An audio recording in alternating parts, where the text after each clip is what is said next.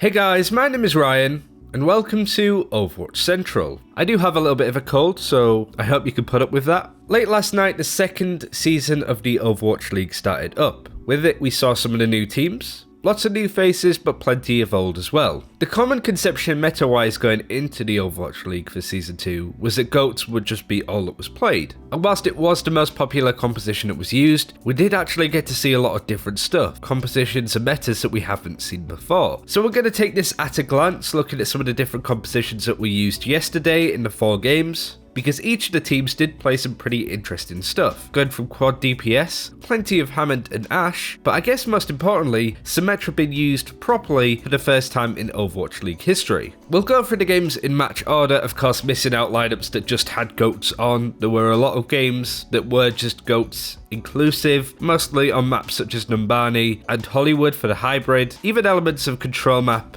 and certainly pure payload. That's the composition that we saw mostly on places like Rialto, for example. Philadelphia versus London was the first match of the day, and London were 2-0 down. The first 2 maps was predominantly only GOATs. There was a lot of resident sleeper in chat, as you can imagine, but as you see here on Volskaya, they brought out the first bit of Quad DPS that we saw during the day. The compositions did vary based on who was in them, but in this composition specifically, we had Hammond as a solo tank, Tracer, Widow, Pharah, Sombra as the DPS, and then Mercy to sort of close it out. This composition foundation was used quite a lot by a lot of the teams, but the different DPS did vary. We saw a lot of Hanzo, we saw a bit of Ashe, for example. With the Sombra available to London, it was easy for them to scout out exactly what Philadelphia were running. They changed up their composition a little bit, and then went out with the comp that we're talking about here. And you can start to see exactly why it's really good against the composition that Philadelphia are running, especially on Volskaya, where you have a lot of open air. With Philadelphia's GOATs being very close distance fighting, the Widowmaker and Pharah just took shots from a distance until they killed something, and gradually they took more ground as it went on. We even saw Philadelphia switching to sort of mirror this composition when they came back to contest the second point. And as you can see, you had this crazy defensive hold coming out of Philly, with Carpe even bringing out Ashe and doing a lot of work there. After that fight that went to about 97% on the point, we then saw London switch to GOATs, where things started to slow down a little bit, but they did eventually take the point. They ran the same comp again on their second attack, and again won that fight fairly decisively. Went into extra time, had 33% left to go onto the point, where they ran Widow GOATs. The rest of that map was fairly straightforward, with Philadelphia Fusion going on to win the game 3-1. But it does go to show that whilst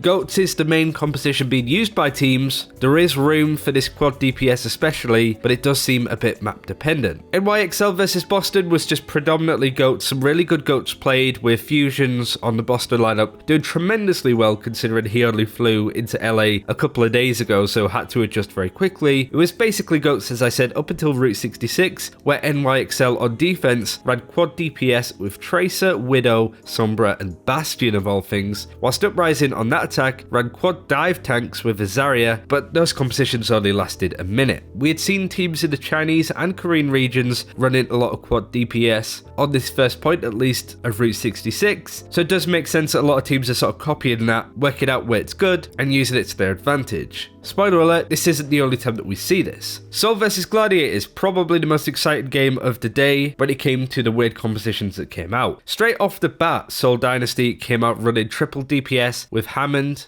Anna, Mercy, the DPS with Pharah, Hanzo and Ashe. Again, all of these long distance DPS going up against GOATs, fighting from a distance, and there's nothing that GOATs can really do about it. There's certainly a lot of merit to heroes like Pharah and Ashe that have been used in these compositions, Pharah especially getting a lot more playtime than a lot of people may have assumed. Hammond, again, very much used in all of these compositions with quad or triple DPS. Winston was barely used. There were a couple of instances that we did see dive, which we'll go over as we get there, but mostly Hammond was the second most popular main tank that was used, I guess. Winston having just as much of a pick rate as Arisa in some cases. So really excited to see that developing, and very excited to see what the pros do as they get more time on this hero. King's Row was fairly straightforward to begin with. We did see a little bit of quad tank used a little bit on the defense for Gladiators, but where it got really exciting was their attack, where they decided to run Symmetra. Now we might do a bit more of a breakdown on this in the future, but ultimately there's really not much to say. They ran Symmetra, they tried teleporting on the point, it didn't really work work as well, but when Shuffle brought out the ultimate, you could see the level of strength that this hero can have. Soul Dynasty basically couldn't really touch the point, and it was really nice to see this hero actually being used in a proper fashion and actually having it have a good amount of success too. Granted, the second time that this ultimate came in from Shuffle, there was a grab waiting for Soul Dynasty, which completely cleared the team. Another interesting thing that was ran was Reaper on attack,